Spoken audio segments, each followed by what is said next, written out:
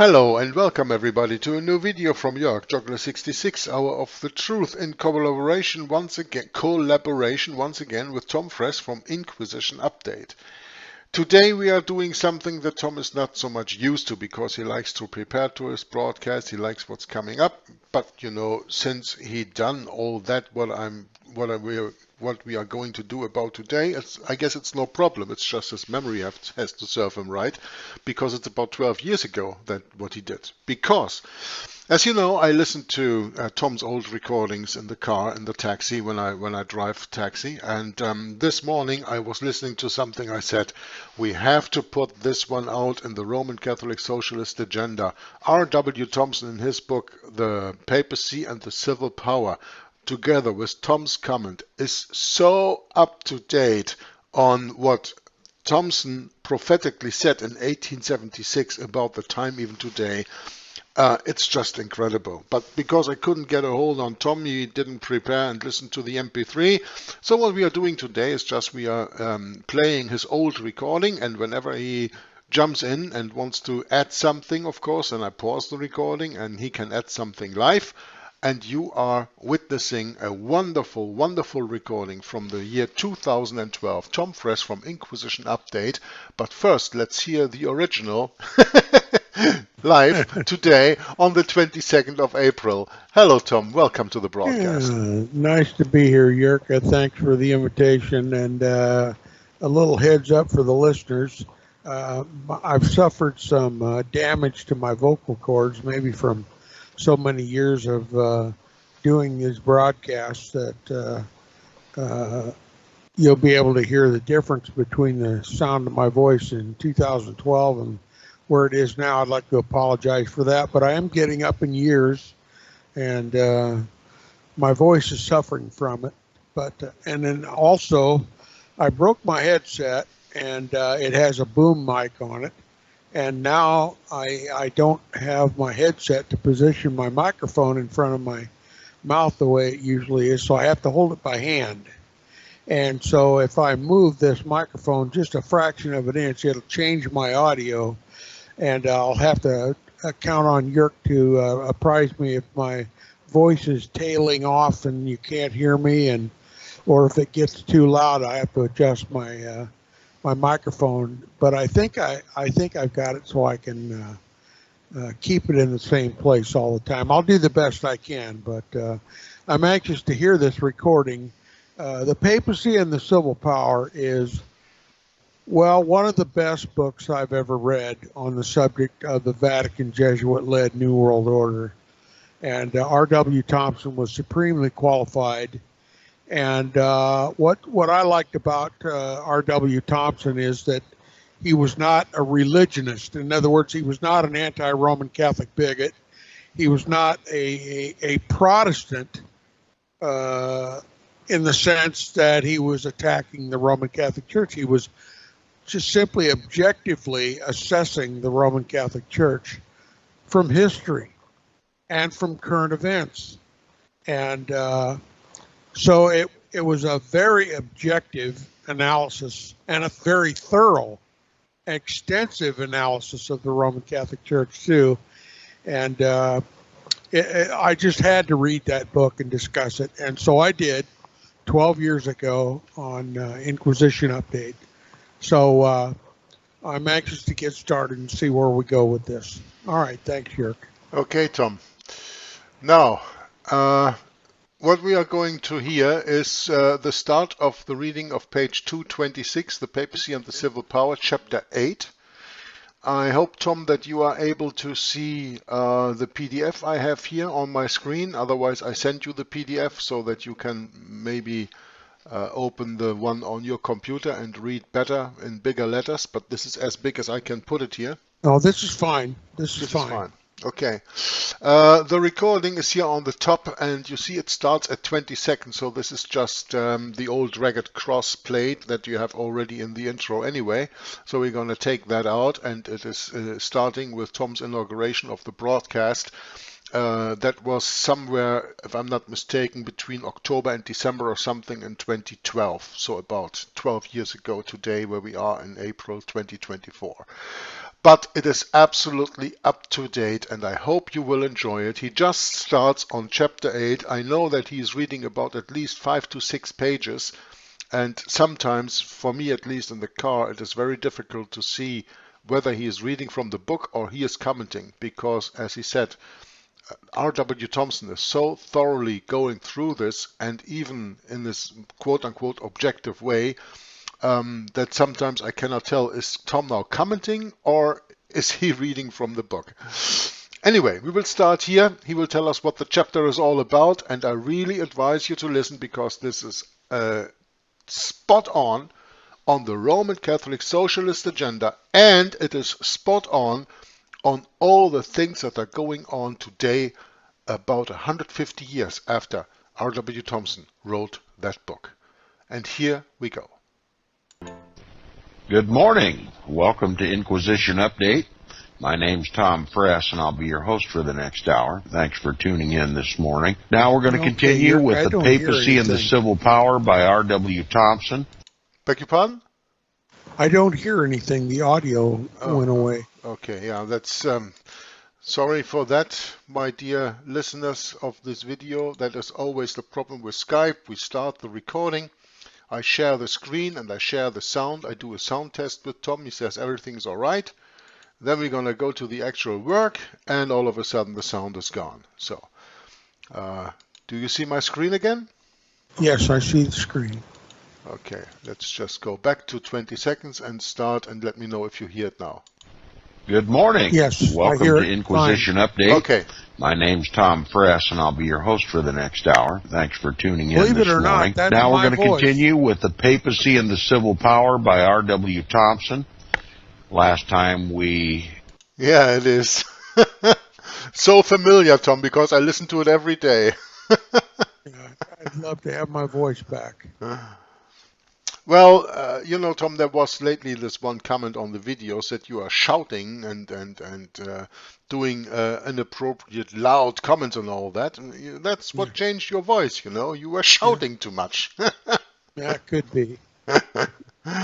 That's okay. Now, let's go on. Introduced Chapter 8 of the book, and in this chapter we're going to discuss the infallibility of the Pope before the decree of papal infallibility of 1870. If this sounds confusing, we'll get to it and explain everything. And we're going to talk about the Pope's temporal power, not divine.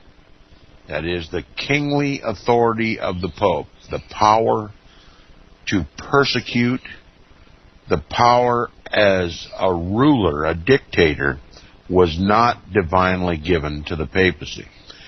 And then we're going to talk about the Italian people, particularly those of the Papal States, and how they lived under papal domination.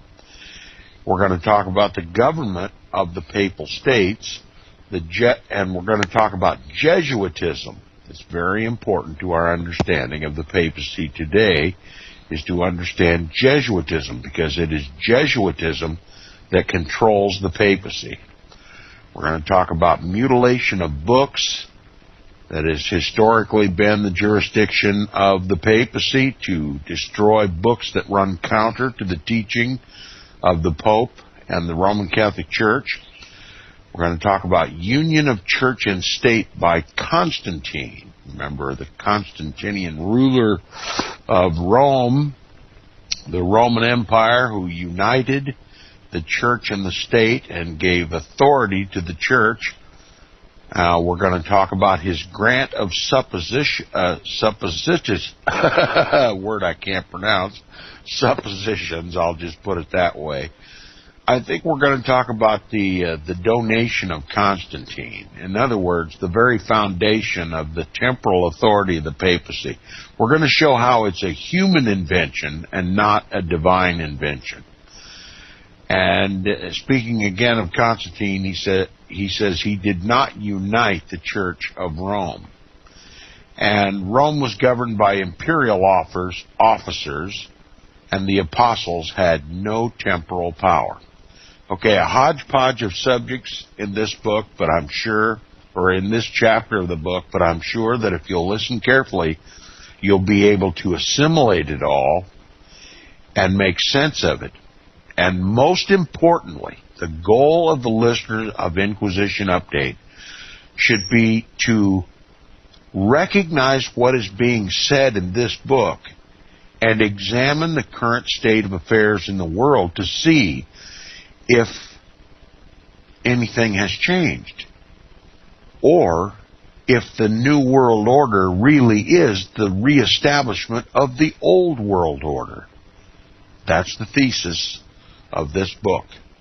Now, beginning at the top of page 226, if you're following along, it says, it was asserted by Protestants generally, before the decree of papal infallibility was passed, that if that doctrine could ever obtain the approval of a general council of the Roman Catholic Church, it would be employed to advance the favorite theory of the Jesuits, that the spiritual power of the Pope also includes the temporal as one of its necessary incidents, inasmuch as it belongs to the primacy of Peter and was divinely conferred upon him.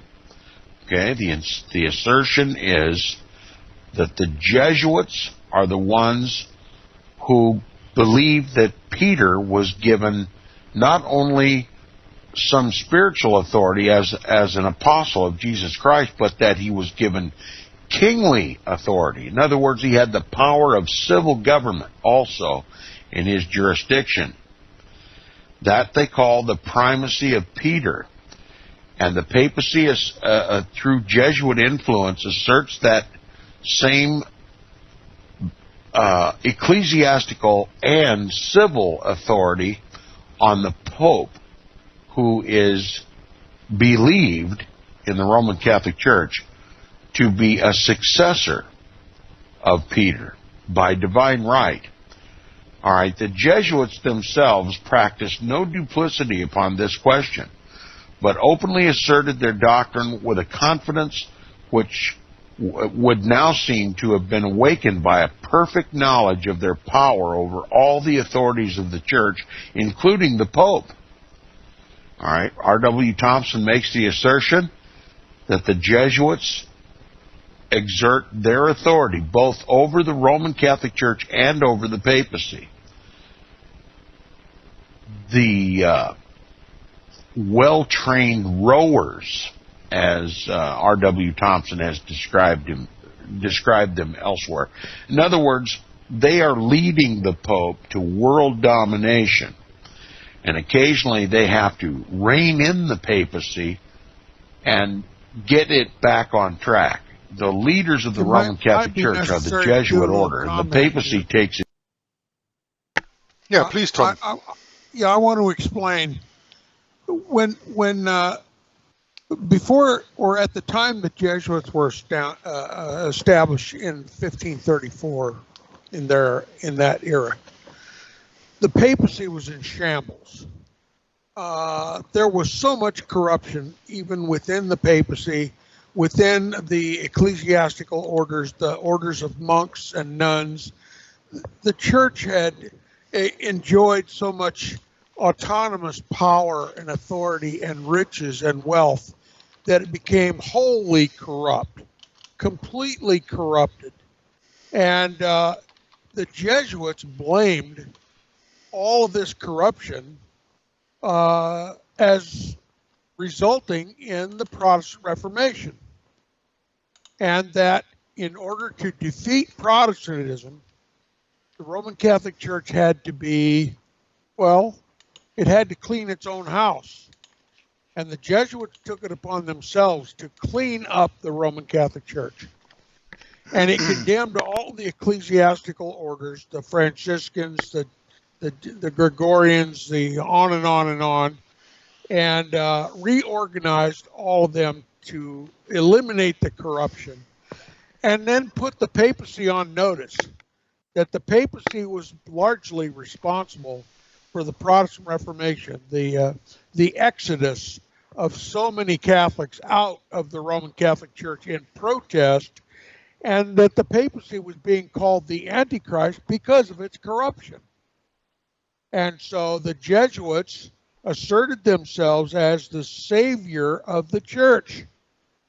And they were not only going to save the church, but they were going to save the papacy from all the damage done, from all the corruption and the untold wealth and power.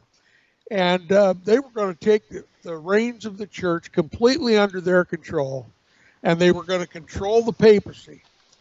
And the illusion is made in this audio that the Jesuits became the rowers of the papal bark. Okay, you know what a bark is? It's a ship. And the Jesuits were going to be the rowers of the papal ship, the ship of church and the ship of the papacy. The Jesuits were going to steer the boat, they were going to row the boat, and they were going to be the power and the driving force behind the church, and they have been ever since. And they're the ones who drove the papal bark to the First Vatican Council of 1870, where they declared the papacy divine and infallible. It became a dogma of the Roman Catholic Church that when the Pope speaks ex cathedra, he speaks without error. He is as if it were God on earth, and he speaks infallibly. And of course, we know this to be one of the very signs of the Antichrist. And anyway, so I just wanted to explain where we get this rowing of the papal bark by the Jesuits. They're now in control. They've been in control ever since the Council of Trent in 1535 or 1565, so many years that the Council of Trent was convening. And they've been in control ever since. They drive the Roman Catholic Church in all of its directions. They drive the papacy, and now they've even got one of their own as a pope. Francis I is a Jesuit. So I thought maybe it was necessary to do a little explanation there so the listeners can comprehend what R.W. Thompson is talking about. Okay, back to you, Jörg. How would you like it, Tom, if I sustain everything you said by written word of the papacy itself right here, right now? Very well. There is a papal bull that few people know. That papal bull has a name, and it is called Injunctum Nobis, or Injunctum Nobis, or however you want to pronounce that in English. This is a little excerpt from that bull, and that bull was published 1542 or 1543, so even 2 or 3 years before the Council of Trent that Tom just mentioned. Forgive me that I do not know the perfect year of publication. You can look that up for yourself, but I tell you, when you go to Wikipedia or any other page that officially lists all the papal bulls, this bull you will not find in there. From the book from Karl Theodor Griesinger, a German who wrote a book on the history of the Jesuits from the moment of their foundation in 1534 until the moment of publishing his book 1866 or 1872, the second book, because he wrote 2 volumes. This is taken from. And he writes this on page... no, this is the Injunctum Nobis, the English book on page 81. He says here, quote, "The general of the order," so we are speaking of the general of the Jesuit order, at that time, of course, Ignatius of Loyola, "as soon as he is nominated, shall have complete power as to the government of the society, and especially also over the whole members of the same, wheresoever these latter may reside, and with whatsoever office or dignity they may be endowed.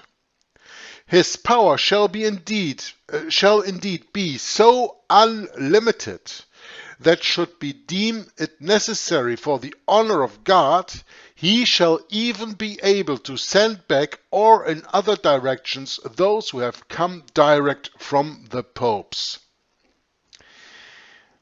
Now, this is not exactly the same thing that it says in my German part. I also have a German copy of this because I read the book in German on YouTube.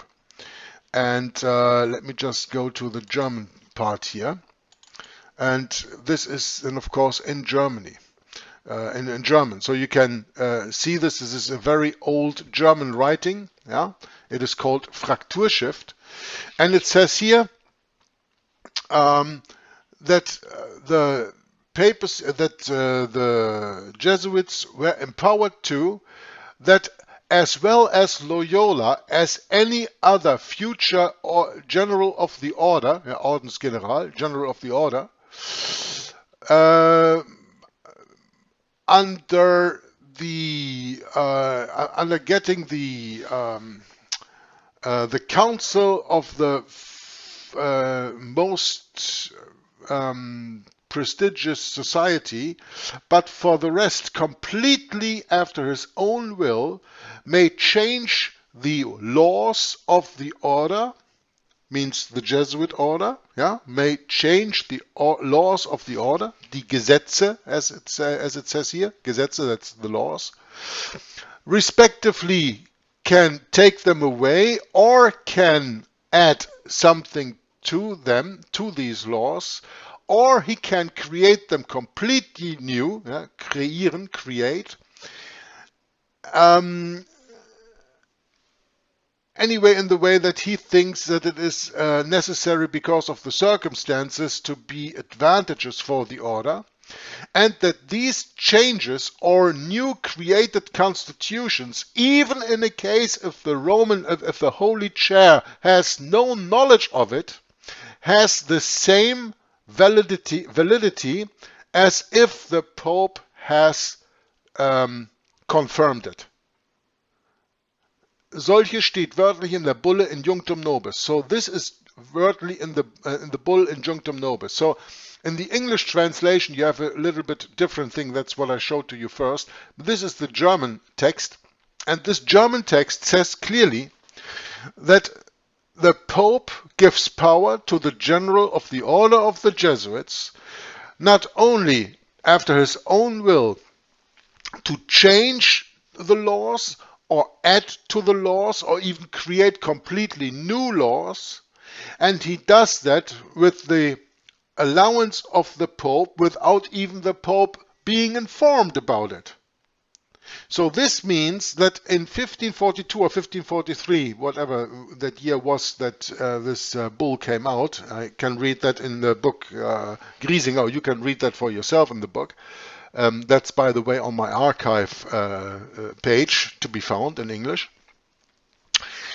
So that means that with this bull, the general of the Society of Jesus got a complete, as we call it, carte blanche. Complete freedom, complete power over the Roman Catholic Church, over the Pope, and over the Jesuit order, and he can reign at his own will. He can add to laws existing, he can take away laws existing in the Constitution, he can even get rid of the complete Constitution and put out a completely new.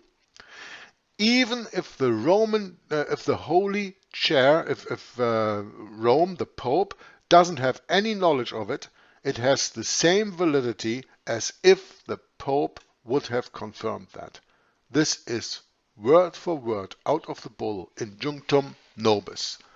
Tom, what do you say about that?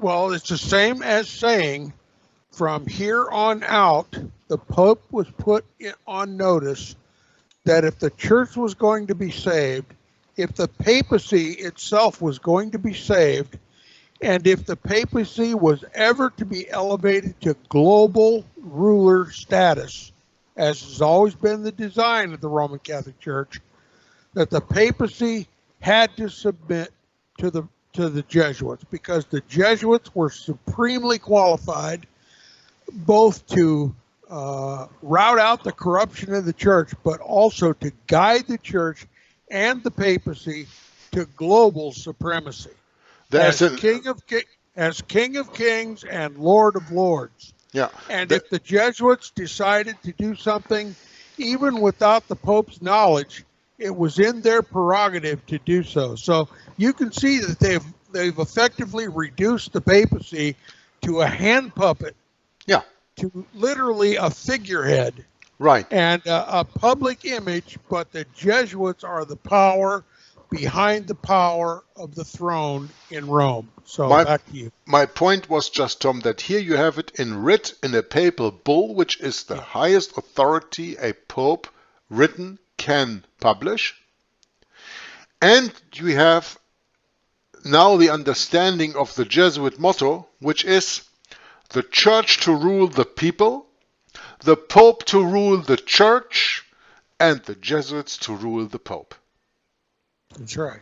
And here you have it in writ in a papal bull from 1542, 1543, Injunctum Nobis. I can open my browser now and I can look at it, and I'm going to show to you that it is not easy to be found. I did that before. Injunctum Nobis papal bull. Let's see if it shows up. Well, here, this is in French. Injunctum Nobis in Wikipedia. And what does it say? Not much, but it's 15. Bull Pontifical Pope Paul III. He's the one who ordained the Jesuit order in 1542, and it says here 1544. Injunctum Nobis. So when I click on this, you see it is not easy to get all the information, especially the text. But I think the more you look for it, the more you can find that. Philip Schaff probably also put that in his book, Injunctum Nobis, I see here. He said here, from the bulls, November 13, 1564, that would be at the end of the Council of Trent. But Griesinger said that in the beginning of, and here you have New World Encyclopedia, Papal Bulls, list of Papal Bulls. This is the one most frequented. And when you have a look at this, just accept all the cookies, otherwise we're getting nowhere. So we are going into the 16th century. And then you have here 1543 Injunctum Nobis. You have it here, but you have no content. You see, here on the last part of this tablet, they always say what it's about. Yeah, like 1521, Leo X gives the decree Exsurge Domine here that excommunicates Martin Luther and all the other things, but here you have nothing of the content. And here you have 1550 Exposit Debitum, second and final approval of the Society of Jesus. Maybe also something interesting to look at and read. Because that's what Tom and I want you to do. Do your own research. But you see here Injunctum Nobis, and it has no content here. You don't know what's it about. Just when you look it up on the internet, it is not easy to be found. This is just papers of papal bulls. It's not even Injunctum Nobis. So that's my point. You have to do your own research in that regard. That is very, very important. Because when you do your own research, you also own the information. You just haven't heard it somewhere, you have just not seen it somewhere or whatever. No, you studied it with your own mind. And that gives you a kind of knowledge, that gives you a kind of wisdom that the Bible proposes that you should have, as you should study the Bible and by that get the wisdom and the knowledge of God and His character. Like in the world, when you study these things and measure them at the Bible and measure, okay, I have to study the Jesuit order, not because they're in the Bible, but because they are the task force soldiers, foot people of the Roman Catholic Church. I have to study those, then you have to do that and go into that. And that's why I absolutely propose read these books. Read Griesinger's books, Griesinger's book on the Society of Jesus. I can I can show you the book. I have it here, and I think it is on my archive. It is here, The Jesuits' Complete History by Griesinger, Complete History of the Jesuit Order. Scrolling down a little bit, it's 850 pages because it's 2 volumes. In English he wrote volume 1 and 2, History of the Jesuits. And what did the picture say? I think it was page 161 or something. Let's just go there and see if we can go to the page of where I copied that from the Bull Injunctum Nobis. Let's just go there. Tom, I think that's okay with you, that we're going to do a little online research here? Yes. Yeah. The powerful influence of the Jesuits, it says here, and then on page 161, let me just see if that was page 161. No, page 80, page 63, 81 in the PDF count. Okay, but that's German. Okay, let's see the English one. The English photo was here. Oh, come on, this mouse, I'm gonna kill that mouse someday. I especially bought one with a wire and still it's not going well. Page 81. Okay, so I'm a little bit far on. Of course, it's in the beginning. Page 81. Let's see.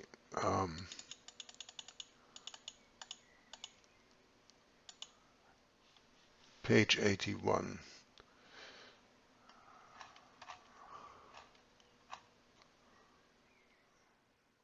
It's probably in the German book or what? No, this is the English book. English. Okay, the General of the Order. Let's just search this. I want to show you how you have to do research, of course. It says here, as soon as he is. So, let's just look that up in the book, which is the original text from here. If I have the right book, of course, you know. Different versions of the book are probably to be found on the internet. And when he has to search 850 pages, it's going to take a moment. As soon as he is nominated, it must say. So I think this is too important to just go over that, because, you know, when Tom in this broadcast 12 years ago or today in the broadcast tells you things about this and this is what the Jesuits actually are for, you can say, yeah, Tom is saying that. But when we prove that by this papal bull out of the horse's mouth itself, I think it is much more valid even. Here it is on this page. You see, it is page 67 in the book here. So, where he is going on the bull, probably the page before, or here. I have already spoken of the privileges which the Pope granted to the order even in the first year of its existence, so that's already 1541 then, huh? But what did these prerogatives signify compared with those which Paul III conceded to the Society of Jesus on October 18, 1549?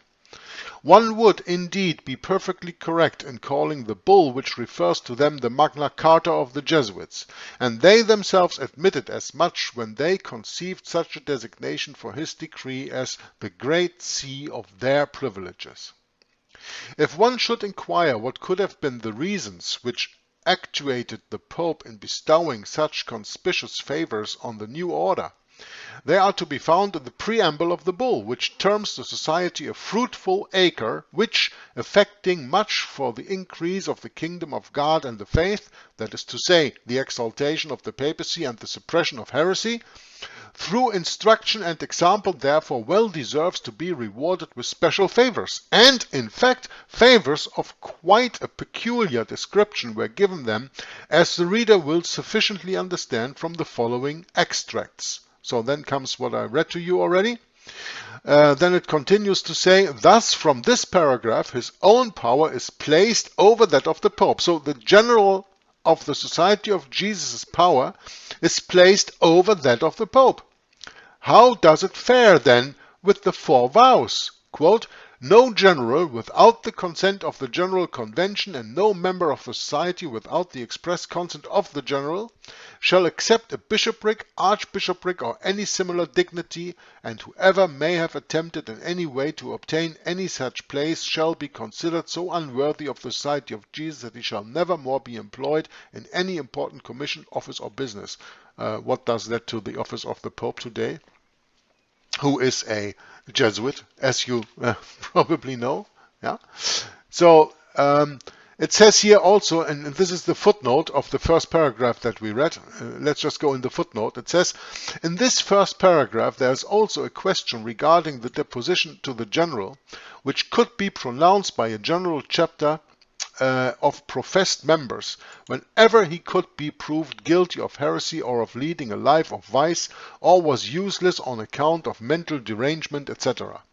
But as long as society existed, there never was an instance of a general being charged before a general chapter, and still less deposed. He might in fact do whatever he chose. I should like to see the person who would dare to bring an accusation against such a complete despot as was, and I add still is, the general of the Society of Jesus.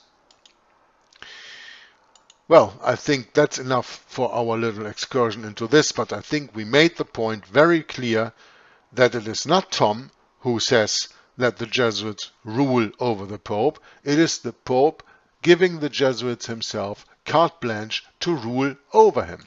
I think we understood this from the reading that we were starting into today.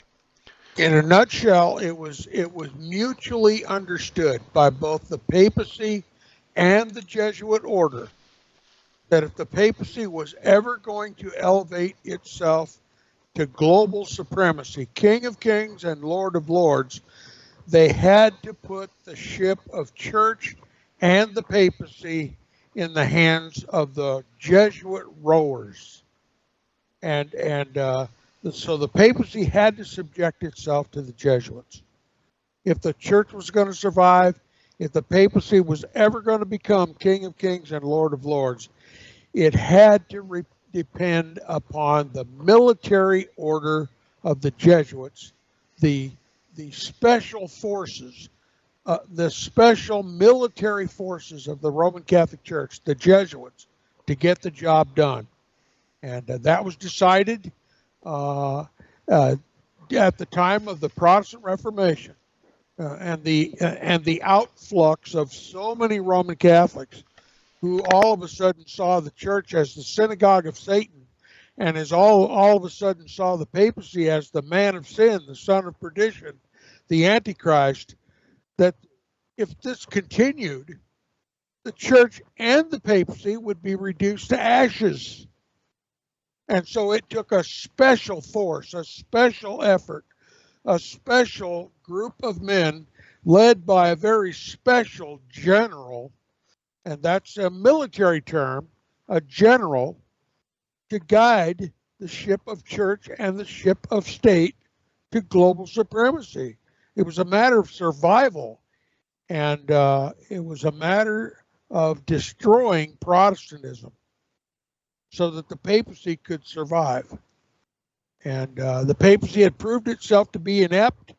The councils of the churches, the council that the papacy was always at war with, it proved it inadequate, and all the monkish orders were inadequate, and it was going to take a special effort to clean up the church, destroy Protestantism, and then continue to elevate the papacy to the New World Order, the New World Order of the Pope. All right, back to you, Jörg.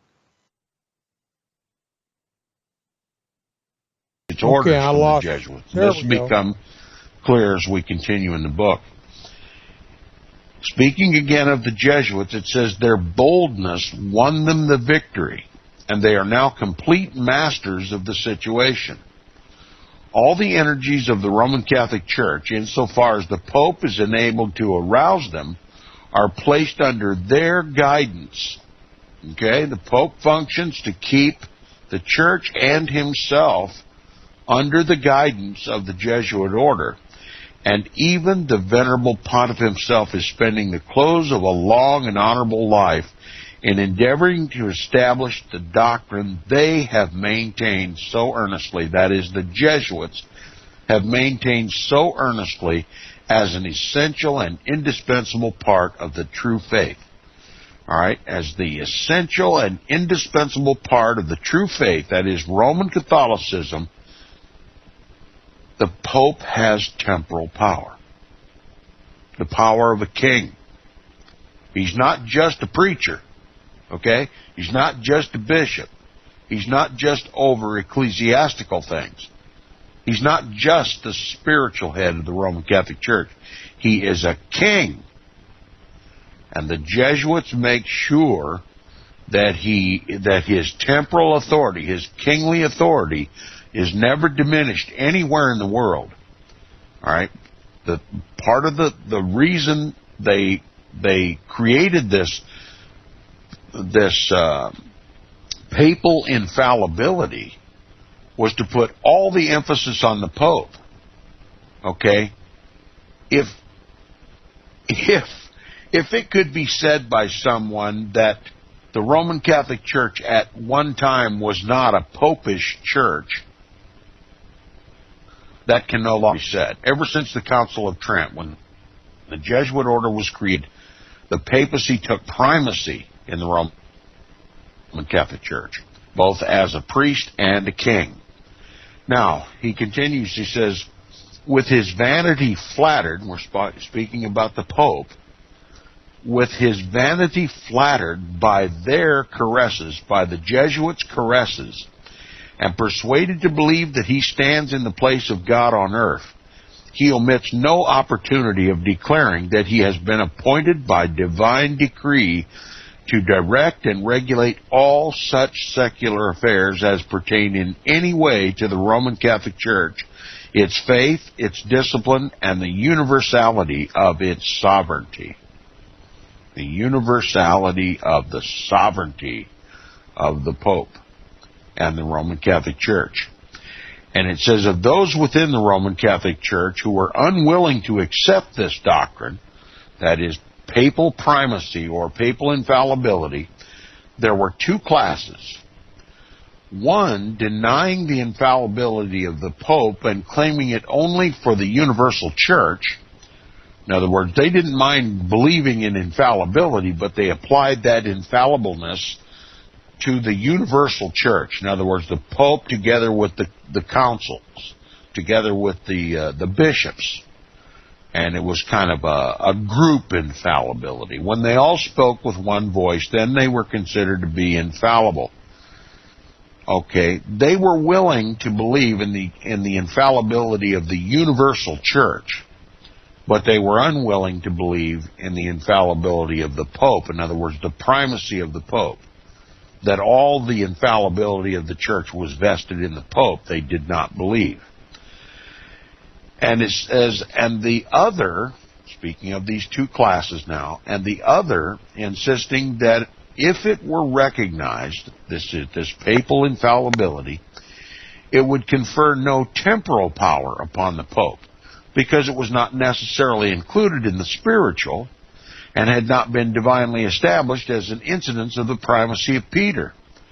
So two classes of Roman Catholics stood out against papal infallibility.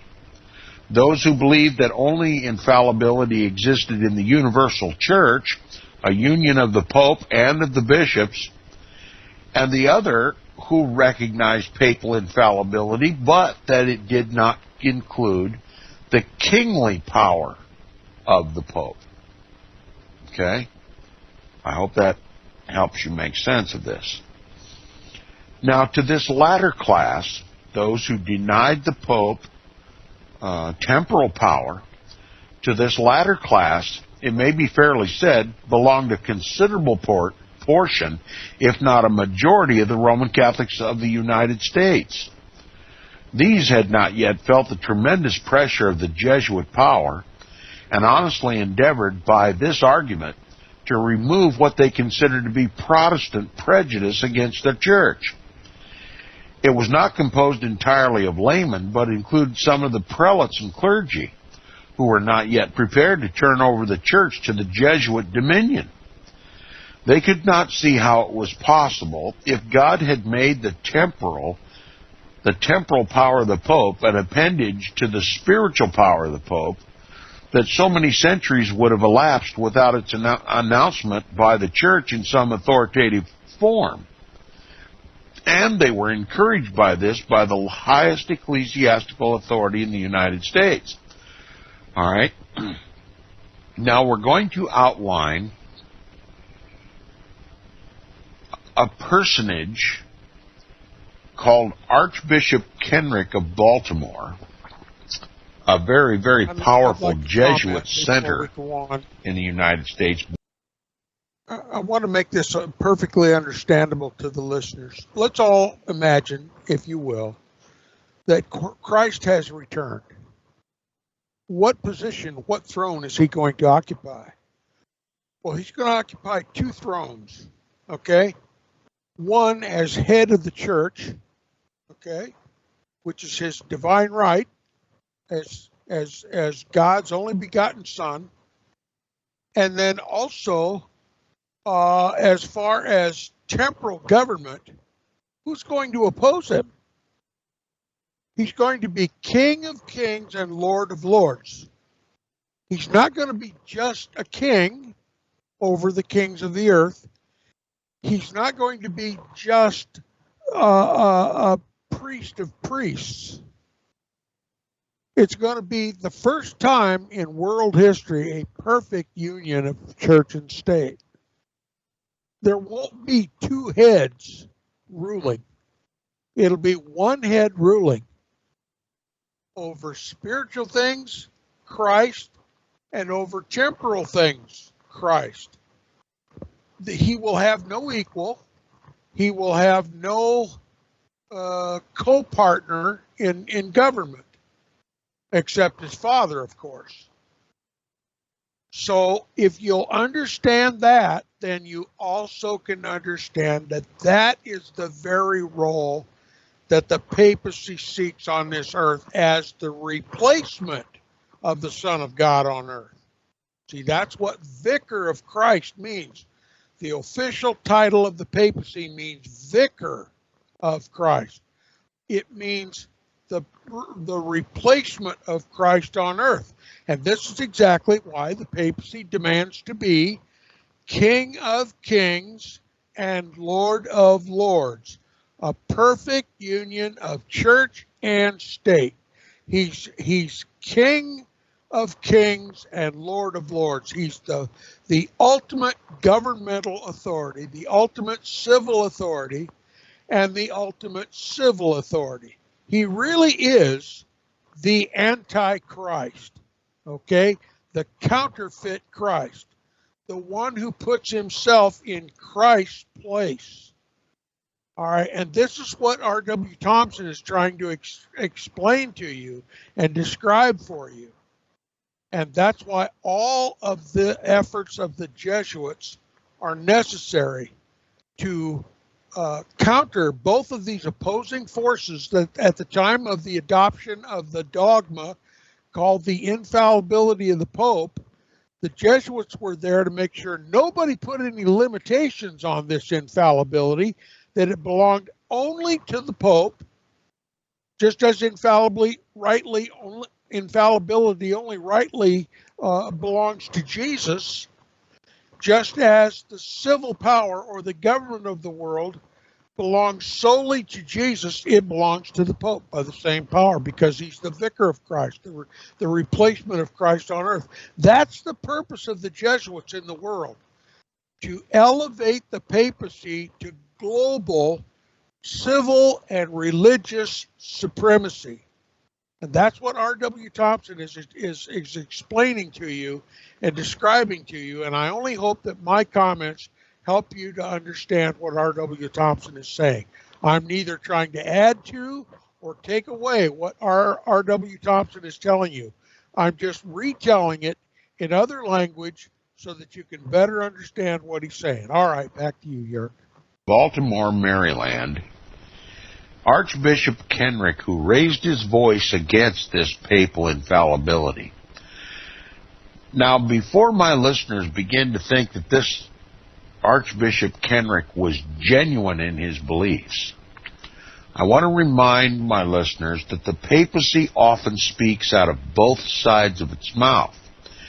And it's necessary for the papacy to do this, especially when regarding the papal infallibility and the Pope's temporal power, that someone within the Roman Catholic Church stand up to kind of squelch well, in other words, they don't want to raise the suspicion of Protestants in this country. So they have to throw the Protestants a bone so as to alleviate their concerns. And this is what I believe the real intent of Archbishop Kenrick of Baltimore was. The author is preparing us for what we're about to hear by saying that there was a very large group of Roman Catholics in this country who did not believe that the Pope, though he be infallible, had any temporal or kingly power. In other words, no power to control the government. All right. Now, in 1848, Archbishop Kenrick of Baltimore prepared for the press a treatise on the primacy of the papacy, in which great learning and ability are displayed. It was published in that year, and a sixth revised edition was also published in 1867. When he comes to speak of the relations between the Pope and secular affairs, he begins his first chapter on the patrimony of Peter with this emphatic sentence, quote, "The primacy, that is, the primacy of the Pope, is essentially a spiritual office and has not of divine right any temporal appendage." In other words, when Kenrick spoke or pretended to speak about the primacy of Peter, or the primacy of the Pope being the successor of Peter, it didn't include any kingly authority, only spiritual authority. Now, this is running directly counter to what the Jesuits are teaching. Now, I remind my listeners once again that this Archbishop Kenrick is from Baltimore, one of the most powerful Jesuit centers in this country. And I find it untenable that this Archbishop Kenrick, though he denies the temporal power of the Pope, denied it for any other purpose than to put down or to alleviate some of the Protestant concerns in this country. Okay, we don't want another Protestant Reformation taking place in the United States of America just when the Pope is claiming infallibility. All right? So you can take this as you please, but I still reserve the caution of the teaching of this Archbishop Kenrick. I believe he's just as much Jesuit influenced as is the Pope. And he's performing his function of trying to alleviate undue concern by Protestants. You know, put the Protestants back to sleep. But we in the background are going to continue to raise the Pope and increase his temporal power, even in the United States, even to the point of eventually overthrowing the Constitution and making America a Roman Catholic. Okay? So Kenrick is playing a very strategic role here. That's my assertion. You can read the book for yourself and see if you can come to a different conclusion. He says, "The primacy of the Pope is essentially a spiritual office and has not of divine right any temporal appendage." And, quote, "The small principality in Italy," unquote. Now, he's talking about the Papal States where the Pope was a king. And everybody knew he was a king over the Papal States, not just a spiritual leader, but he was the King of Kings and Lord of Lords over the Papal States. it said the small principality in Italy, the Papal States, over which he is sovereign, he says, designated the patrimony of Peter on account of its having been attached to the pontifical office through reverence to the Prince of the Apostles, unquote. So, what we're seeing is a doctrine that has been taught in the Roman Catholic Church called the patrimony of St. Peter. That patrimony, or that which belonged to Peter, the temporal power, was awarded to the Pope as his successor, and it only then included the temporal power only extended over the Papal States and not over anywhere else. Now, don't you find that a little bit ironic coming from a Roman Catholic Archbishop of Baltimore?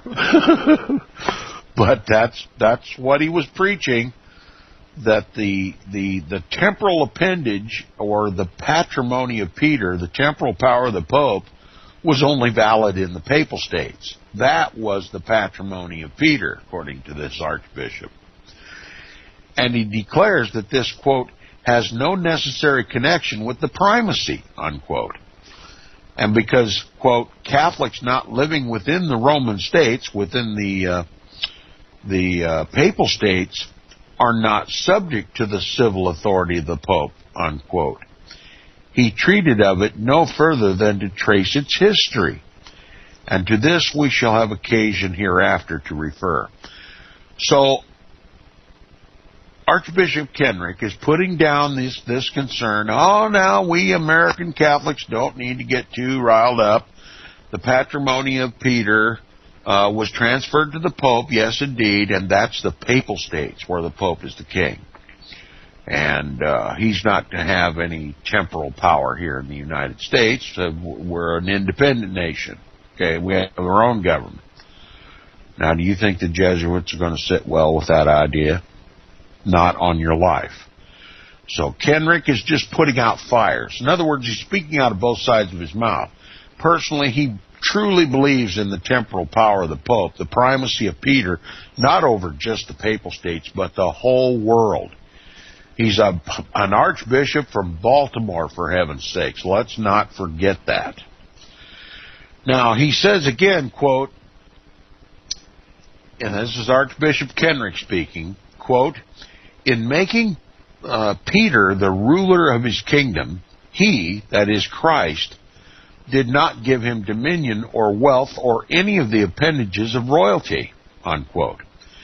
Then going on to show that the Bishop of Rome was not yet a temporal sovereign at the time of Leo the Great, the middle of the 5th century, he says also at another place that the power of interfering with and regulating the political order in the nations was vested in the popes, quote, by the force of circumstances, and was not a divine prerogative of their office, unquote. Okay, let's comment here. Now, so what Roman Catholic archbishop or bishop or priest? Let's comment here and make sure people understand. The papacy always has claimed that its patrimony, that is, that which belongs to Peter, is global, the whole earth. Now listen, the scripture says of God, the earth is mine and the fullness thereof. Okay? What is the Pope if he doesn't have the same patrimony? The earth is mine and the fullness thereof. That's the New World Order.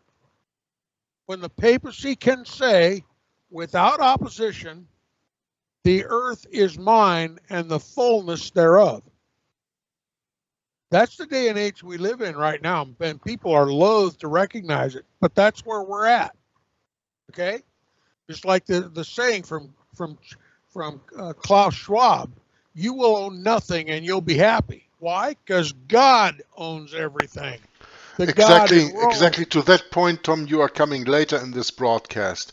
Exactly that point, because that's why it is so vital for the Roman Catholic Socialist agenda that I put this on. But it's good that you mentioned this already now. You know, this means people see that this is absolutely not scripted because you have not listened to it.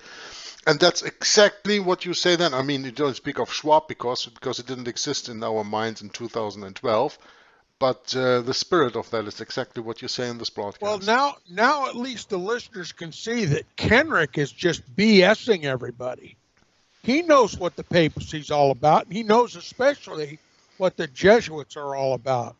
To elevate the papacy to global godlike status in the world as King of Kings, Lord of Lords, and his patrimony is the whole earth, nothing excepted. Okay? And Kenrick knows that just as well as the Jesuit general does, just as well as the papacy does, and they're just trying to keep the Protestants from coming unglued because they just fought a civil war to liberate this country from Protestant influence in Great Britain, and they were not about, should have said, liberate the colonies from English control, and they were not about to let the papacy come in here and rule over Roman Catholics and become a separate king in this country with a separate jurisdiction. Look, a lot of blood had been shed in this country, and those who fought and died and their surviving families were not going to take any crap from the man of sin in Rome. And so the Catholics of this country had to be very careful what they said, had to be very careful what they did, at least publicly. But under the surface, they're all on board with this global supremacy of the Pope. The United States not accepted. It's going to come under papal control. The spiritual power of the Pope and the temporal power of the Pope, the King of Kings and Lord of Lords of the Pope, and nobody's going to have any objection to it. That's where we're at today. The listeners don't understand this, but they will. That's where we're at today. The Pope is God in this country. And he's not only that, but he's the civil power, too. And they're going to redistribute your goods, too. They're going to come into your house. They're going to assess everything you have. They're going to find out what you absolutely must maintain, and they're going to give everything else away to the needy. And you get to call it charity. Remember, Klaus Schwab said, you will own nothing and you'll be happy. That's what's coming. That's what's already facts on the ground in this world. And we're soon going to be believed, Yerk. That's a wonderful thing. We're finally going to be believed when people see these things come to pass. All right. Thanks to R.W. Thompson, who saw all this coming in the 1860s. God bless R.W. Thompson. I just wish for all the world that the Protestants and the people of this country would have read the papacy and the civil power and really understood what R.W. Thompson was saying. They'd have been light years ahead of this pretender in Rome. All right, back to you, Jörg. Yeah, Tom, maybe a few people will take the chance when I start uploading this on the Joggler's War on Disinfo channel later this year, and they see these recordings all there. I mean, this recording that we are doing now is already in the in the end of the 50s, and you are just on page 228 of 768. So it's quite a long reading, that book. I don't know how many parts. Okay, let's continue with Tom in 2012. In the United States would repeat these words today. See again what the Pope says. Quote, the civil sovereignty of the Holy See has been given to the Roman Pontiff by a singular council of divine providence. And as regards the relation of the Church to the civil society, all the prerogatives and all the rights and authority necessary to governing the universal church have been received by us, the popes, in the person of the most blessed Peter, directly from God himself. Has the faith changed? Did not Archbishop Kenrick understand what it was? Was he a heretic? No. I don't believe he was a heretic at all. It's an interesting question, Tom, when you ask, was he a heretic? And I have I have a fitting answer to that for people who ask themselves, how come that this archbishop is quote-unquote playing this role as you mentioned it? I'm going to show you something. I think I have it on my archive in English. It is the oath of the Jesuits, the fourth oath of the Jesuits, the oath of the professed. I know I have it in German here because I put that on. I don't even know if I have it in English. But anyway, no, I don't find this right here. But the point is, when you read the Jesuit oath, and Tom, you can of course jump in here and say it in better words if you can correct me here. It says to the one who is taking the oath that he will work on one side and his Jesuit brother openly on the other side, but behind the curtains you work together. And this Archbishop Kenrick is just taking a position of open opposition to the papacy, but behind the curtains, under the covers, he is working for the papacy. He is just helping advancing the grandfather clock.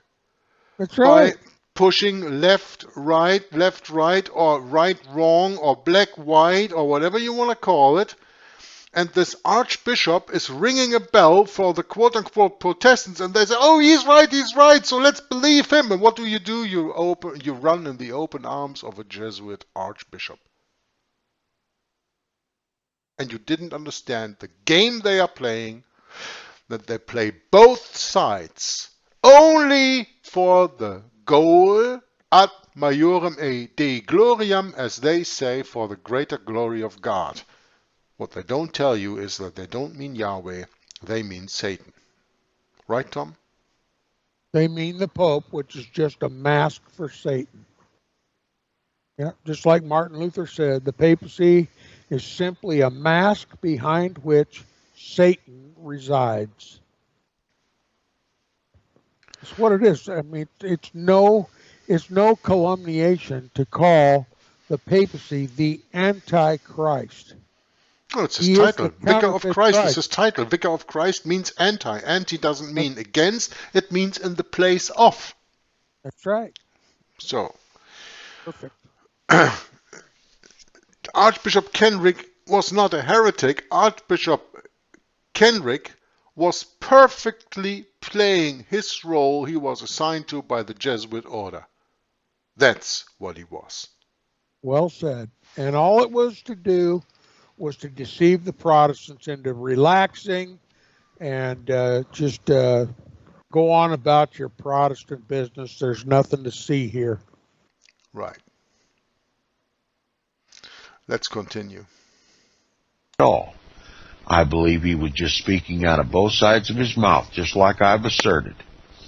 And it says, but this conflict of authority is in no other way important to us than to show how the honest apprehensions of Roman Catholics in the United States were allayed before the Pope's infallibility was announced, and to excite to such inquiry as we will show in reality the temporal power was acquired, whether it is of God or of man, whether it was obtained legitimately or by usurpation.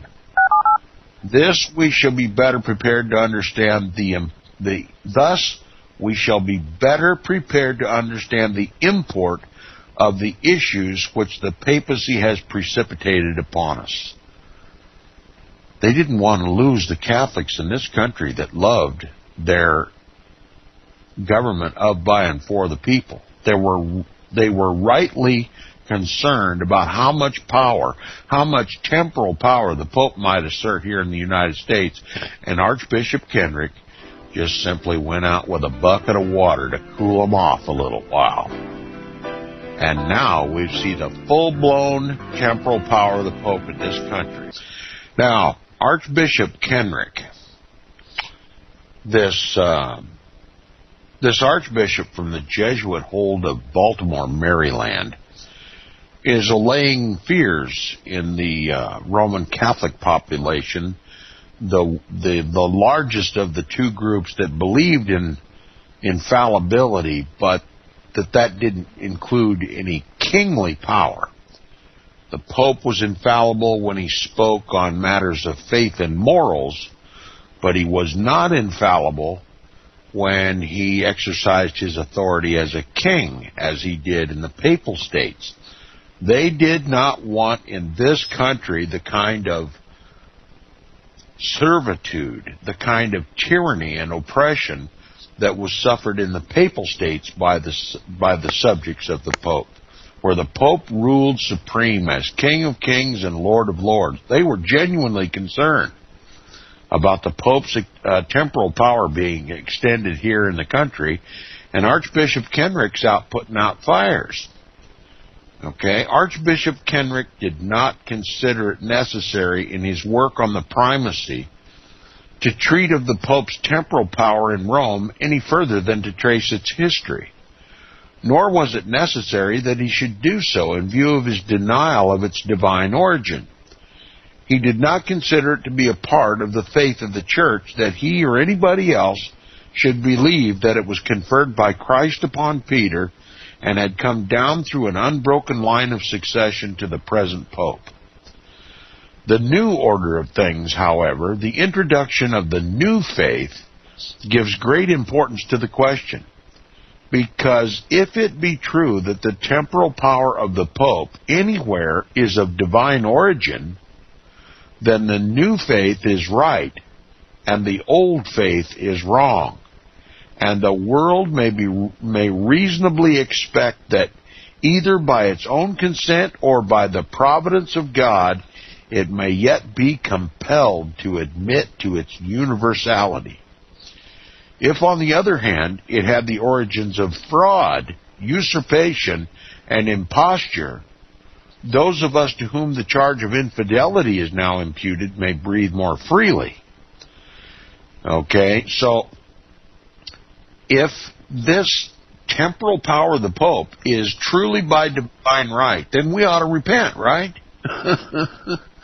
But if it is, as I assert here at Inquisition Update, that it is a man-made institution, that Satan is behind it all, then we owe it no respect at all. That is the assertion of Inquisition Update. And those of us who assert that can breathe freely, because we tell the truth. The infallibility of the Pope is a fraud. There's only one infallible in heaven and in earth, that is Christ. And the Pope is an impostor, a man-made substitution, and a very cheap one at best. Okay, the papacy is Antichrist. He presumes to replace Christ on the earth. And he most effectively does that by deceiving people into believing he's divinely inspired, divinely appointed, and that he serves by divine right.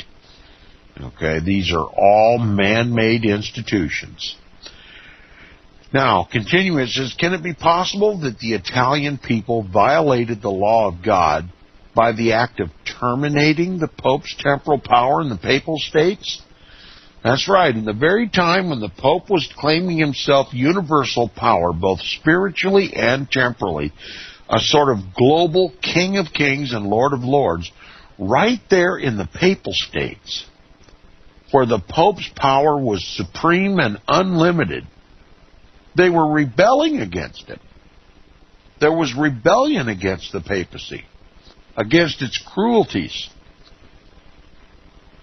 So, look at the contrast of what's going on. And it says, can it be possible that the Italian people violated the law of God by the act of terminating the Pope's temporal power in the Papal States? and that they have thereby cut themselves off from reasonable hopes of heaven, unless they shall restore it? That's right, they were excommunicated. They were putting their own eternal destination in jeopardy by rebelling against this so-called patrimony of Peter in the Papal States. Or were they justified, after the example of the United States, in throwing off the papal yoke and adopting a form of government which, although monarchical, is representative? If the former, if God did make Peter king of Rome, and Pope Pius IX his successor in royal authority, then no such justification can exist. Revolution is offensive to God, and every government which has grown out of it must stand accursed at the bar of heaven. Arraigned as we are upon such a charge, both as principals and accessories, we must be allowed the privilege of the most abandoned criminal, the right to plead to the jurisdiction of his triers. It is a common remark of the supporters of the papacy that the civil government of Rome and the Papal States by the Pope and his Curia was altogether paternal, that it looked carefully after the interests of the people, was most considerate of their happiness, and was in fact one of the best governments in the world. If this were true, it is not easy, according to any ordinary rules of reasoning, to account for the fact that Pope Pius IX has held the temporal scepter during all the years of his long pontificate by an exceedingly frail and uncertain tenure. To him as a king, there could be no strong personal objections. He's represented as a kind-hearted and benevolent, and no doubt truthfully so. Even Gavazzi concedes as much. But these very qualities may unfit him for the duties of government by subjecting him to the undue influence of men around him who play upon them, such has undoubtedly been the case. Antonelli, his Cardinal Secretary of State, is understood to be both ambitious and unscrupulous. Just such a man would hold the Curia and all the inferior offices of government in strict subordination to his will. He would, in all probability, have little difficulty in dictating the policy and measures of the administration. If the Pope has ambition, he would excite it. If he has none, he could create it.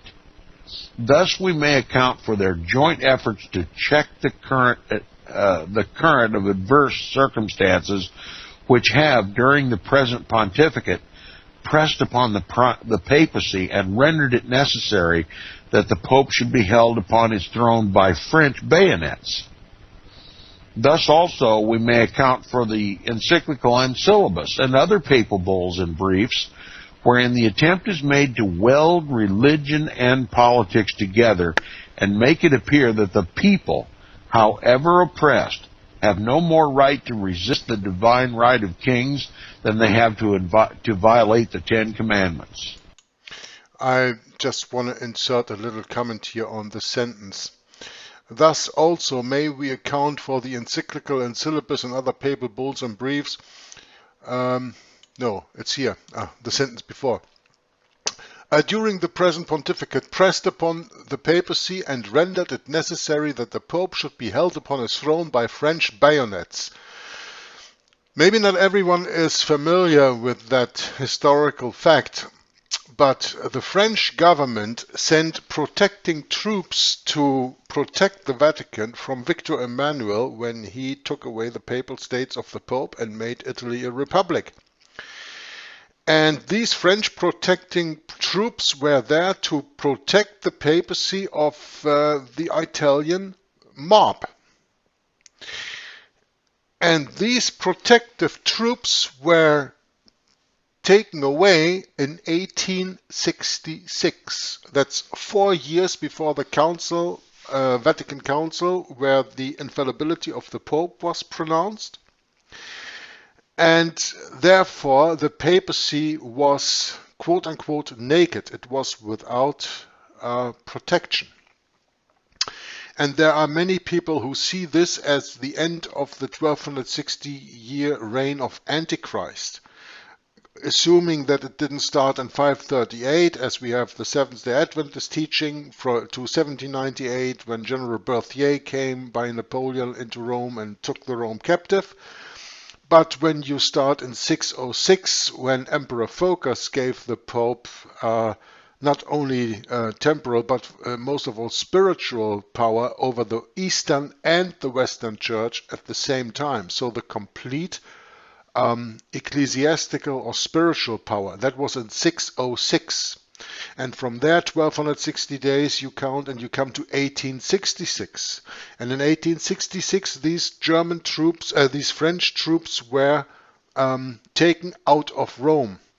And there is a book that I have that is about the German unity and the late 19th century, and there is the quote in that these protective troops were taken away. And R.W. Thompson just makes this point, that the Pope should be held upon his throne by French bayonets. So it were only these protecting French bayonets, these French troops, that were keeping the Pope in power at the time of rebellion at the time. So that's why I just wanted to interfere here and give you a little bit more background on that. May I give a little bit more background even? Oh, sure, Tom. Well, the Pope Pius IX was the one who said, I am Pope nowhere in the world but the United States of America. And it was during this time when the Papal States had been taken away from the papacy and Italy had been given a republic, and the Pope was losing his temporal power in droves. He was losing all of his power. There were vast numbers of Roman Catholics in this country ready to go to Italy and fight as mercenaries for the Pope to reestablish his temporal and spiritual power in Italy and to overthrow Victor Emmanuel. And the author of this book suggests that if they're willing to go to war at their own expense, leave this country and go to Italy to reestablish the papacy's sovereignty in Italy, wouldn't they do the same in this country? And it woke up a lot of Protestant eyes and opened a lot of dead and dying Protestant ears. They demonstrated what they were willing to do for the Pope in Italy, and there was nothing but delusion to think that they wouldn't do the same thing in this country. And that's why Pope Pius IX said, I am Pope nowhere in the world but in the United States of America. Because they were ready to do whatever they had to do to reestablish papal supremacy in Italy. And you've got to know, as much as they profess to love the government of, by, and for the people in this country, a government that many of them fought and died for, they would again go to war to overthrow this government to make the Pope King of Kings and Lord of Lords in this country. And that's where we are today. Back to you, Jörg. Okay, let's just go further to what you've said. I hope I made my point, and that people understand that, because, not many people have that historical understanding, and it is always important to put the history in light of the Bible, prophecy, of course, to understand both of them correctly. So let's continue. That the papal government was oppressive has been settled by the Italian people, hitherto the most devout Roman Catholics in the world. By their act, that fact, as such, is entitled to a place in history, and that they were justified in it as we were justified in our revolution, a brief recital of facts will abundantly show. The Papal States, during the Pope's temporal dominion, were held as religious property, as an ecclesiastical benefice. And now we come into the part which I found so important on the Roman Catholic socialist agenda. What's coming from this moment on, what Tom reads and discusses from here on, is to the point in that agenda. Think of that and keep in mind what Tom said earlier, Klaus Schwab's saying, you will own nothing and be happy. The people were considered to be so many tenants who occupied and enjoyed the estate on, quote, the condition affixed by the infallible head of the church for her welfare and not for their own, unquote. They possessed no civil rights whatever. Now, as I'm reading this, the condition of the state of affairs in the Papal States, when the Pope's rule was unquestioned, the conditions that existed in the Papal States when the Pope ruled supreme both as priest and as king, stop and think. This is the very state of affairs, the very condition of the world that will exist when the Pope has that same authority over the entire world and not just the Papal States. And then ask yourself as I'm reading, how much of this already exists? And I may from time to time even give you examples as we go along. The Papal States, during the Pope's temporal dominion, were held as religious property. Okay? So if the Pope claims global authority as the global King of Kings and Lord of Lords, he will hold the property of the earth as religious property. Okay, you following along this example? He's going to hold the world as an ecclesiastical benefice. Okay? It says the people in the Papal States at that time, but think on a global level now, the people were considered as so many tenants. Okay? In other words, they didn't own any property. They couldn't own any private property. Just ring any bells with any of my listeners? Anybody who's researching this? Anybody who's read Caritas and Veritate? Anybody who's read the book Ecclesiastical Megalomania? And some of the other books that are out on this subject? Anybody who's read any of the other papal bulls? There's not going to be any private property. The Pope owns it all. Okay? The earth is mine and the fullness thereof. He's taking the place of God on earth. All right? In the Papal States, that microcosm of the New World Order macrocosm, the people were just tenants. They had no private property. The people were considered as so many tenants who occupied and enjoyed the estate on, quote, the condition affixed by the infallible head of the church for her welfare and not their own, unquote. So the people who existed in the Papal States were for the benefit of the church. Okay? They enjoyed the Papal States not for their own benefit, but for the benefit of the church. The church owned the Papal States. The church ruled the Papal States spiritually and temporally, and they were for the benefit of the church. The people were just tenants there.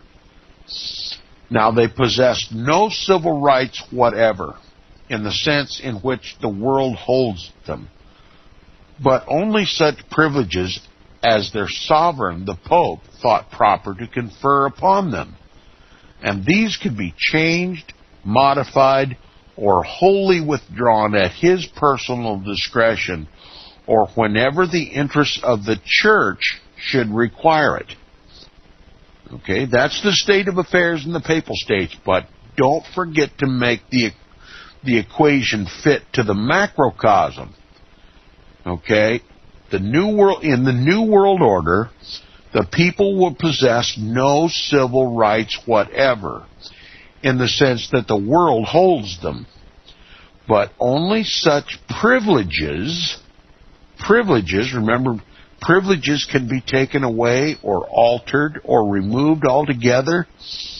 It says they possess no civil rights whatever, in the sense in which the world holds them, but only such privileges as their sovereign, the Pope, thought proper to confer upon them. And these could be changed, modified, and wholly withdrawn at his personal discretion, or whenever the interest of the Roman Catholic Church would require it. Now, how would that fit in the United States? Well, first of all, you have to completely eliminate the Constitution and the Bill of Rights. Okay? If the Pope is going to confer your privileges, whether it be by license or by decree, that's how you will enjoy your privileges. And if the Pope decides that the Church would benefit if you no longer had those privileges, then he can simply alter the privilege or take them away. Now you maybe have an idea what 9/11 and the following time was all about. That's right, the Patriot Act. And I think, Tom, you will even make the point a little bit later in this broadcast. I'm not sure, but people should really think of what 9/11 was really about, and the taking away of all the freedoms and the laws in the meantime. This is so important, and R.W. Thompson saw this in 1876, for crying out loud. He sure did. That's the New World Order, and it's even spelled out in clandestine language within the most recent papal encyclicals. Continuing, it says, if the government was a trust held alone for the benefit of the Church, as papists allege, then the people had no right to demand of it anything on their own account. The government was conducted wholly without reference to the people, and they were required to submit to whatever it did and to all the laws proclaimed by the papacy. Popular liberty was therefore unknown and was impossible. The papacy alone was free to do as it pleased, and this was called the freedom of the Church. Remember, the Pope is the Church. So if the Pope is free to do whatever he pleases, that is the definition of the freedom of the Church. Freedom of the Pope. Okay? The people, having thus no voice in public affairs, were in a condition of vassalage. Okay? That's the New World Order. Global vassalage. The government was a revival, with slight exceptions, of the old system of feudalism without its redeeming features. Yeah, the Papal States were ruled as a fiefdom. Okay? It had all the tenets of the old feudal system without any of its redeeming features. That's what it was like to live in the Papal States. Complete tyranny. Complete subservience to the vassalages, the vacillating will of the Pope. Okay? Now, there was no charge or there was no change or promise of change. Everything moved on in the old grooves which had been worn by centuries of papal absolutism. A writer who personally observed this says, quote, at every appeal to alienate any part of this sacred estate or to grant any privileges to its subjects on the grounds of their inherent rights, the Pope talks of Constantine and Pepin and the Blessed Countess Matilda, and shaking his infallible head doggedly thunders, non possumus. In other words, impossible. Okay? That's just how thorough the tyranny was in the Papal States. Now, there was no written constitution. Not even a collection of precedents from which the citizens could learn the extent or the nature of the privileges conceded to them. Okay? I once worked for an employer like that. There was no employee manual. The boss of the place could change the rules at a whim, prefer one employee over another. It was living hell, let me tell you. You couldn't count on anything, and favoritism ruled supreme in that place. That's the way it's going to be. That's the way it was in the Papal States, and that's the way it's going to be all over the world in the New World Order. There was no written constitution, not even a collection of precedents from which the citizens could learn the extent or the nature of the privileges conceded to them. Whatever of fundamental law there was could be found only in the decrees, canons, and constitutions of councils, and of the bulls and briefs of the popes, published in a language which none but the educated nobility could understand. In other words, they were written in Latin. Nobody could read or understand Latin. Nobody, that is, of course, except the priests of the Roman Catholic Church. It says, ecclesiasticism absorbed all secular as well as all spiritual power. Cardinals, prelates, and priests were a privileged class and did as they pleased. On one occasion, a priest, quote, endeavored to induce a hackman to take him at a lower than the usual fare. In other words, this is a private entrepreneur.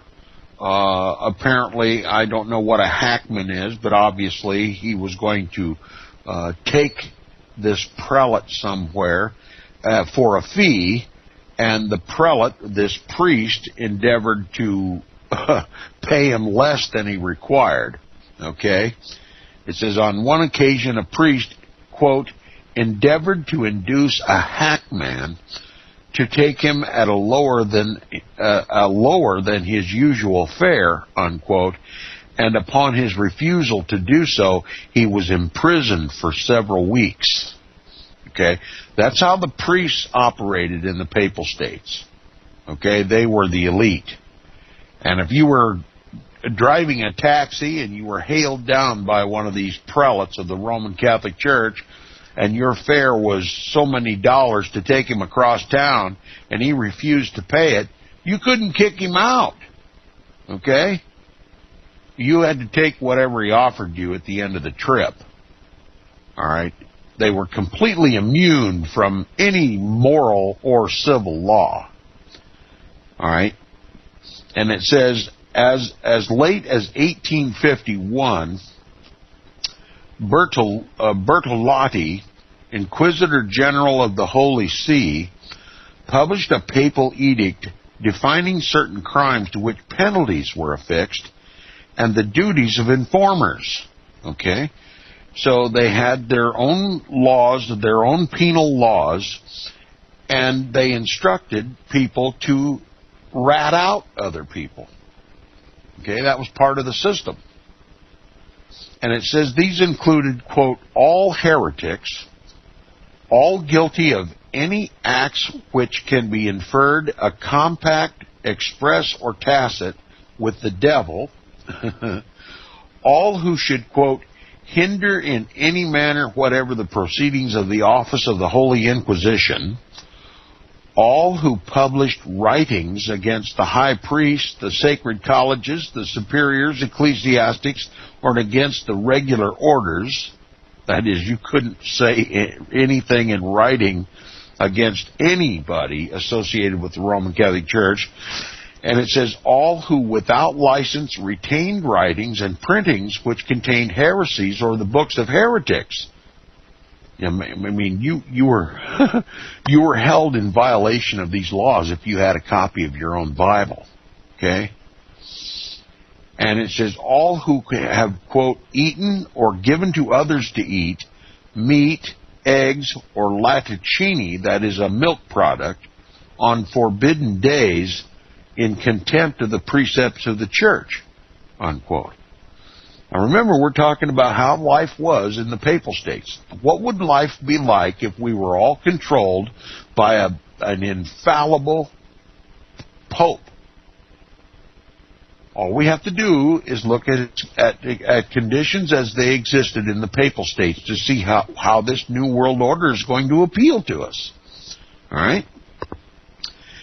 And as encouragement to informers, it was provided that, quote, whoever fails to denounce the above criminals to the Holy Inquisitor and Special Delegate against heretical pravity shall be subject to excommunication, unquote.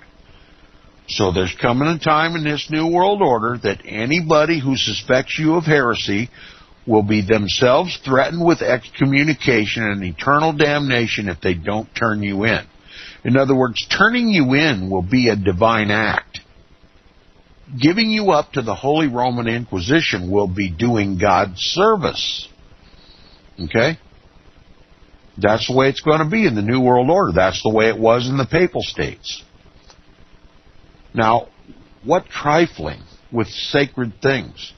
Under this paternal government, if a poor Italian should have written one single word against a profligate priest who might have tried to rob his home or his most precious treasure, or should have been found with a, God forbid, a Protestant Bible in his house, or a history of the American Revolution, or the life of George Washington, or the Constitution of the United States, or the Declaration of Independence, he would have been arraigned before the Holy Inquisitor, punished as a criminal, shut out from the church by excommunication, and visited with the wrath of God for violating His divine commands.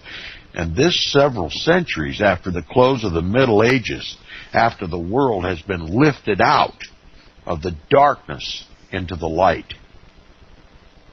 What a stark contrast it was at the time after Protestantism had gained its influence in the world.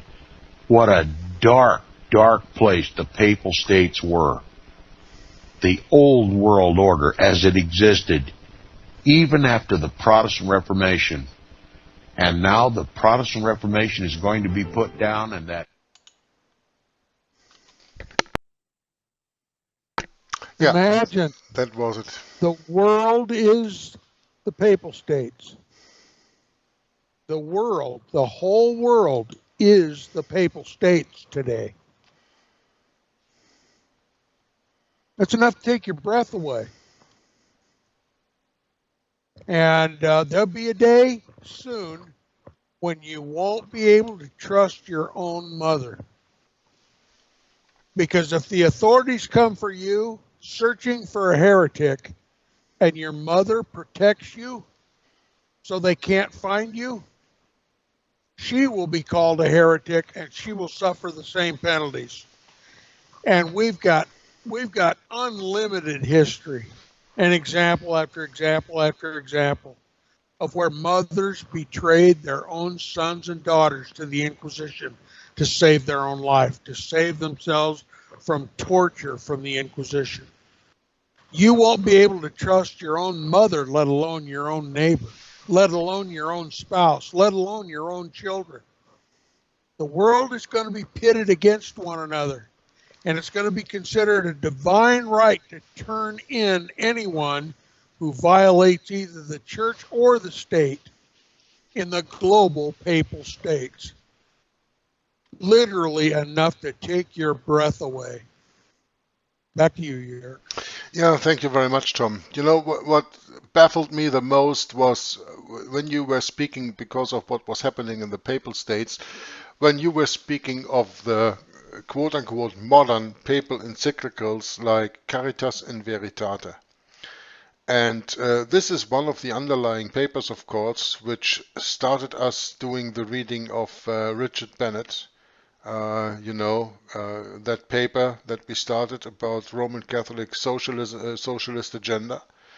And there, of course, it goes into Caritas in Veritate and Rerum Novarum of Pope Leo XIII of the end of the 19th, beginning of the 20th century and all that stuff. I think the most important point to keep from this broadcast that we've just listened to is that it all is planned a long way ahead. And the things that the World Economic Forum and Klaus Schwab put out there today is just the same agenda as the Roman Catholic Church taught all through the centuries. It is just packed anew, and many people do not have any idea what is behind organizations like the World Economic Forum and behind people like Klaus Schwab, because their research ends there.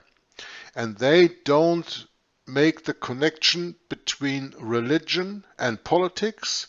They don't make the connection between the proposed Antichrist of Revelation and the ruling of the Pope in our time today. And one of the biggest reasons why that is because not only the Seventh-day Adventists, but they especially and all the other Protestant churches have fallen for futurism, and because especially the Seventh-day Adventists teach the wrong fulfillment of the 1260 days reign of biblical Antichrist in Revelation 13 that ended in 1798. And by that they put the people to sleep, to kind of sleep. And yes, they do.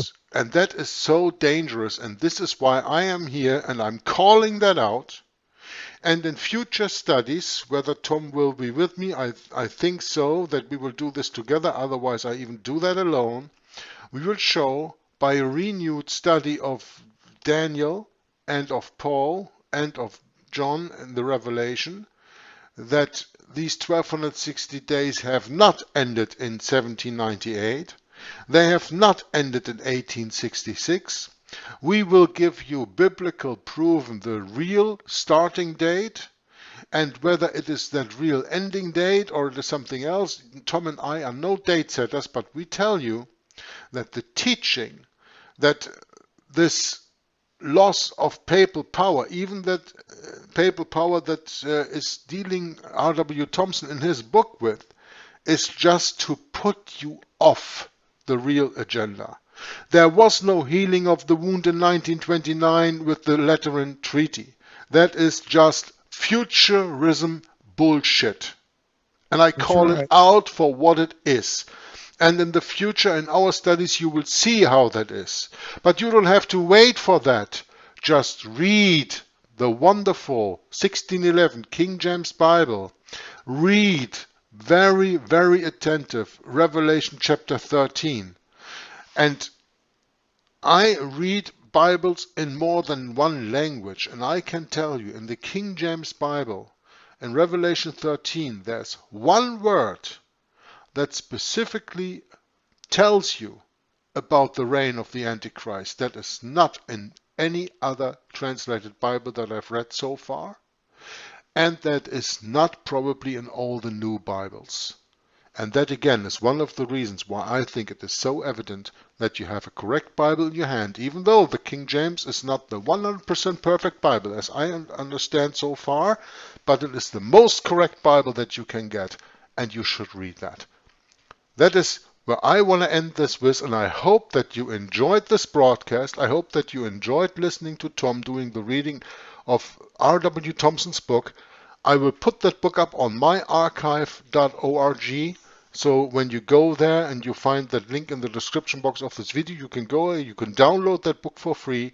You can order that book for free. There are reprints out. They cost between some, help me Tom, 80 and 30 bucks, something. Yeah, that you can get that book today, read it for yourself, study it for yourself, and see how betrayed you were. I tell you that wherever you go, and you go somewhere where someone parrots just what everyone else parrots, I tell you that is not the truth, most likely. Just find out, be spiritually guided by the Holy Ghost, read your Bible, and do a study of real historicism and real history with the help of books like that from R.W. Thompson and with the readings of Tom that I will put up on my other channel from, I think, later this year. I think it is somewhere in July or August will start when Codeword Barbelon is done. And the link of the playlist will be included in this description, so you can find it, you can save it, and you can open it when the videos come out. You can subscribe to the channel so you will get an information. There are 2 videos being published every week so that you can get them and watch them and comment on them and learn on them. Tom, finally, I want to thank you for your endless effort through all these years, for all reading this stuff, and most and for all, with an understanding that is so sublime that 10, 20 years ago, you read books of 150, 200 years ago, and you saw what is coming now and even in the future. And you saw that coming not because you are a prophet, but you saw that coming because you understand the Bible, you understand prophecy, you understand history, and you understand and teach historicism. Thank you for that, and now I leave it for a closing remark to you, Tom. Well, thank you very much for the accolades, but I want to leave the listeners with a thought. What we've been showing you is what life was like in the Papal States, in Italy. A slice of land that was cut right through the center of Italy that was for the sole purpose of the Pope. He owned everything. He ruled everything. He was the sole authority. Everyone was a vassal to him. And not only that, but everyone was an informant for the Pope. And I've described to you that the New World Order is simply the Papal States on a global scale. The whole world is now the Papal States. And I'm now going to talk to you about that informant that is going to be a responsibility and a duty of every tenant in the global New World Order. You're going to be required to rat on your neighbor. And I'm going to tell you, the building blocks for that global information system is already in place this at the time we speak. And many of the listeners of this program are going to find themselves already enrolled in that system. It's called Neighborhood Watch. How many of the listeners are informants in Neighborhood Watch that appears, for all intents and purposes, to be a benevolent system of neighborhood protection? It's going to be slowly but surely converted into that very system that we talked about in the Papal States, where it is a divine prerogative to rat out your neighbor to save your own life. It begins with Neighborhood Watch. Do you still want to belong to Neighborhood Watch? I'll let you answer that question. See you next time.